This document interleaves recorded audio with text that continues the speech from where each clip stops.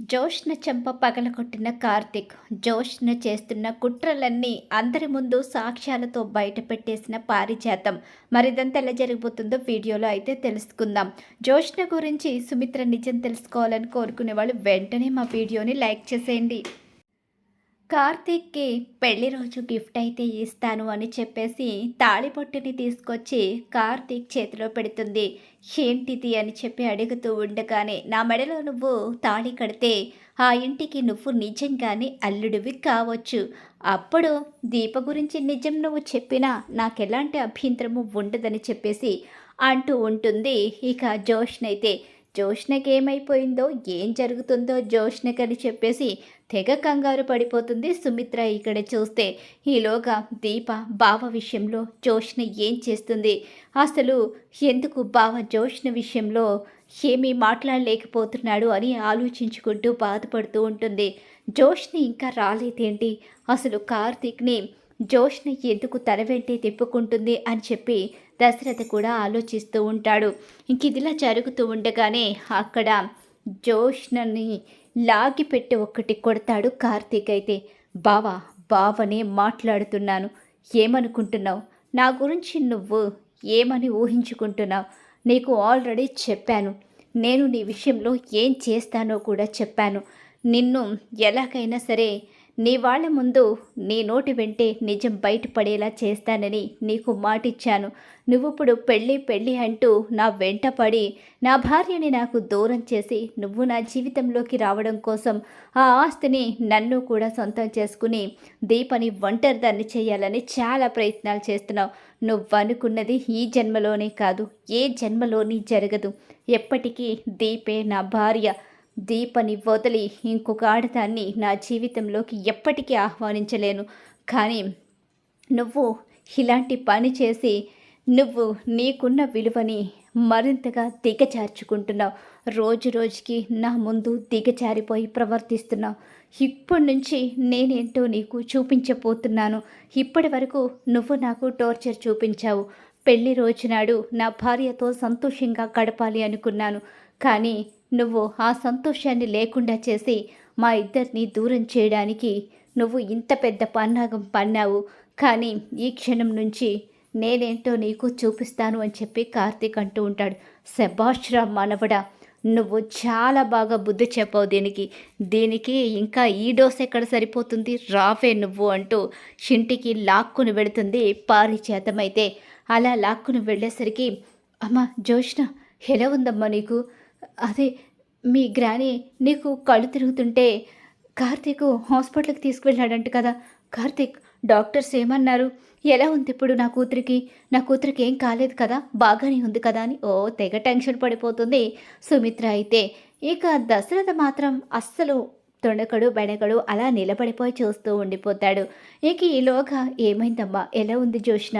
ఇప్పుడు బాగానే ఉంది కదా, నీకేం కాలేదు కదా, కళ్ళు తిరుగుతున్నాయని మీ మీ గ్రాని చెప్పింది. నాకు భయమేసింది. నాకు అక్కడ ఫోన్ చేసుంటే నేను కూడా వచ్చేవాడిని కదా అని చెప్పేసి శివనారాయణ అంటూ ఉంటాడు. హలో హలో, మీరందరూ చాలా ఎక్కువగా ఊహించేసుకుంటున్నారు. అంత సీన్ ఏమీ లేదు అక్కడ. ఏంటి పారిజాతం, పిచ్చి పట్టిందా నీకు? ఏదేదో మాట్లాడతావేంటి? అసలే జోష్నకి ఆరోగ్యం బాగోకుండా వస్తే నువ్వు ఇంకేదో మాట్లాడుతున్నావేంటి? అయినా జోష్నకి జ్యూస్ తీసుకొచ్చివ్వు. జోష్న అసలే అలసిపోయింది. చూడు ఎలా అయిపోయిందో, ఎంత నీరసంగా అయిపోయిందో అని చెప్పేసి ఇక తెగ హడావుడి చేసేస్తూ ఉంటాడు. ఈలోగా శివనారాయణ కూడా, ఏంటి జోష్నకి జ్యూస్ తీసుకొచ్చి ఇవ్వాలా? మీరందరూ ఒక విషయాన్ని గమనించారా లేదా? ఈరోజు దీపా కార్తీక్ల పెళ్లి రోజు, కానీ వాడు ఇప్పటి వరకు దీప దగ్గరికి వెళ్ళలేదు. దీప కార్తీకు ఇక గుడిలో కలిసి పూజ చేయించుకున్నారు. అది కూడా దీపని నేను తీసుకువెళ్ళడం కారణంగా. లేకపోతే ఆ అవకాశం కూడా వాళ్లకు ఉండేది కాదు. ఇది ఇప్పటి వరకు వాడిని దీని చుట్టూనే తిప్పుకుంటూ వచ్చింది. కళ్ళు తిరగడం అంటుంది, అలాగే పూజ అంటుంది, వాడే పక్కనుండాలి అంటుంది. తల్లిదండ్రులుగా అలాగే పెద్ద ఆయనగా మీరైనా ఆలోచించాలి కదండి. అసలు ఇక్కడ ఏం జరుగుతుందో మీరెందుకు గమనించలేకపోతున్నారు? జోష్న నాటకాల గురించి అన్నీ తెలిసిన మీరు కూడా జోష్నకేదో అయిపోయిందని ఎందుకు అలా మాట్లాడుతున్నారు? అత్తయ్య గారు, జోష్నను చూసి కూడా అలా ఎలా మాట్లాడుతున్నారు? ఏంటమ్మా సుమిత్ర, కూతురి మీద ప్రేమ ఉండొచ్చు, కానీ గుడ్డి నమ్మకం ఉండకూడదు. నీ కూతురేంటో పూర్తిగా తెలిసిన దానివి. వాడి మీద నీ కూతురుకున్న ఆశ ఏంటో కూడా తెలిసి కూడా నువ్వింకా ఇలా ఎలా మాట్లాడగలుగుతున్నావు?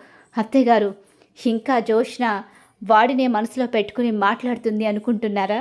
ఇదంతా చేసింది అనుకుంటున్నారా? లేకపోతే నీ కూతురు మొక్కని చెప్పి వాడిని ఈ రోజంతా ఇక దాని చుట్టూ తిప్పుకుంటూ దీప దగ్గరికి వెళ్లకుండా చెయ్యాలి అనుకుంది. అత్తయ్య గారు, అవును అత్తయ్యనే మాట్లాడుతున్నాను. నిజమే, నువ్వు సాక్ష్యాలు చూపిస్తే తప్ప నమ్మవు కదా.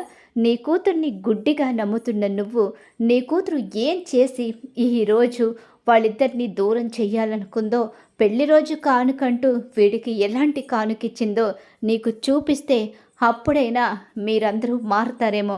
ఇంకా జోష్న మారలేదు, జోష్న అదే పొజిషన్లో ఉంది అని జోష్న కుట్రలు తెలుసుకునైనా కాస్త వీడిని ప్రశాంతంగా బ్రతకనిస్తారేమో అని చెప్పేసి ఇక అప్పటికే వీడియో మొత్తం తీసేస్తుంది. దూరం నుంచి పారిజాతం అయితే అసలు తాళిబొట్టు చూపించడం, ఆ తాళిని తన మెడలో కట్టమని అడగడం, ఇదంతా కూడా వీడియో తీస్తుంది పారిజాతం. అలాగే గుడిలో తన భర్త అని చెప్పి అక్కడ దీపస్థానంలో తను నిలబడాలి అనుకోవడం, ఇదంతా కూడా వీడియో అయితే షూట్ చేస్తుంది. అదంతా శివనారాయణ అలాగే సుమిత్ర దశరథలకి చూపిస్తుంది. ఒక్కసారే తన మెడలో తాళి కట్టమని తాళిబొట్టు తీసి కార్తీక్ చేతిలో పెట్టిన జోష్నని చూసిన శివనారాయణ, సుమిత్ర అలాగే దశరథ షాక్ అయిపోయి ఉండిపోతారు. ఏంట్రా కార్తీక్, ఇదంతా నిజమే, అదేంటి అందులో అంత క్లియర్గా కనిపిస్తూ ఉంటే ఇదంతా నిజమేనా అని అడుగుతారేంటత్తా? ఇంకా మీ కూతురు మీద గుడ్డి నమ్మకమే ఉందా మీకు? ఇదంతా నిజమే, కావాలనే మొక్కు పేరు చెప్పి నన్ను నా భార్యని పెళ్లి రోజు పూట సంతోషంగా ఉండనివ్వకుండా నన్ను వేరుగా తీసుకుని వెళ్ళిపోయింది. అక్కడ ఇక పారు వచ్చి తన ప్లాన్ని చెడగొట్టడంతో నాకు కళ్ళు తిరుగుతున్నాయంటూ హాస్పిటల్కి వెళ్ళాలి అంటూ అపార్ట్మెంట్ దొరకలేదు అని చెప్పేసి నన్ను ఊరంతా తిప్పించి ఒక ప్లేస్కి తీసుకుని వెళ్ళి అక్కడ నా చేతిలో ఈ తాళిపొట్టు నీకు పెళ్లి రోజు గిఫ్టు అంటూ చేతిలో పెట్టింది. అలా పెట్టి తన మెడలో తాళి కట్టమని అడుగుతుంది. ఎలా కడతాను నేను తాళి? నేను దీపని ఇష్టపడే పెళ్లి చేసుకున్నాను, తనతో కలిసి కాపురం చేస్తున్నాను, తనే జీవితం అని బ్రతుకుతున్నాను. అలాంటిది అసలు ఇది ఎంతవరకు న్యాయమో మీరే చెప్పండి. చిచి, మారిపోయింది, తనకంటూ ఒక జీవితాన్ని ఏర్పరచుకుంటుంది, తను కూడా సంతోషంగా బ్రతుకుతుందని తన మీద ఎన్నో ఆశలు పెట్టుకుని బ్రతుకుతున్నాను. కానీ జోష్న మనసులో ఇంత కుట్ర కుతంత్రాలు, అసలు జోష్నలో ఇంకా కూడా ఎలాంటి మార్పు రాలేదని నాకు అర్థమయ్యేసరికి నా కూతురంటే నాకు అసహ్యం కలుగుతుంది. దీని మొహం చూడాలంటేనే నాకు చిరాకేస్తుందండి. ఇప్పటి వరకు నా కూతురు గురించి అనుక్షణం ఆలోచించాను, నా కూతురే ప్రపంచం అనుకున్నాను. కానీ ఇలాంటి బుద్ధులు, ఒక కాపురాన్ని విడదీసేయాలనే మనస్తత్వం, ఇలా కుళ్ళి కుషిద్దాలు పెట్టుకుని తన మనసు నిండా ఇక ద్వేషాన్ని నింపుకుని పైకి నవ్వుతూ నటిస్తూ మనల్ని నమ్మించి కార్తీక్ని ఇన్ని రకాలుగా ఇబ్బంది పెట్టి కార్తీక్ని దీపని విడతీయాలని చూసింది. వాళ్ళు మన కోసం ఆలోచిస్తూ ఉంటే వాళ్ళ జీవితాన్ని నాశనం చేయాలని చూసిన ఇలాంటి దాన్ని ఎలా కన్నామండి? నిజంగా తను నా కూతురని చెప్పుకోవాలని కూడా లేదు, నాకు అసహ్యం కలుగుతుంది తను నా కూతురని చెప్పుకోవడానికి కూడా అని మొదటిసారి అంతగా ప్రేమించిన సుమిత్ర షాక్ అయిపోయే మాటలు మాట్లాడుతుంది.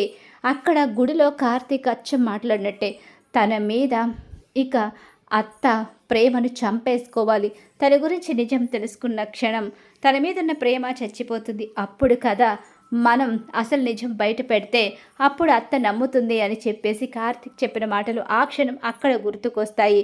అలా పూర్తిగా అసహించుకుంటుంది. ఇంకా అలా అసహించుకుని అక్కడి నుంచి వెళ్ళిపోతుంది.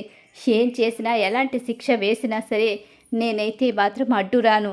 ఇక జీవితంలో జోష్న జీవితం గురించి ఆలోచించే ఆలోచన కూడా నాకు లేదు.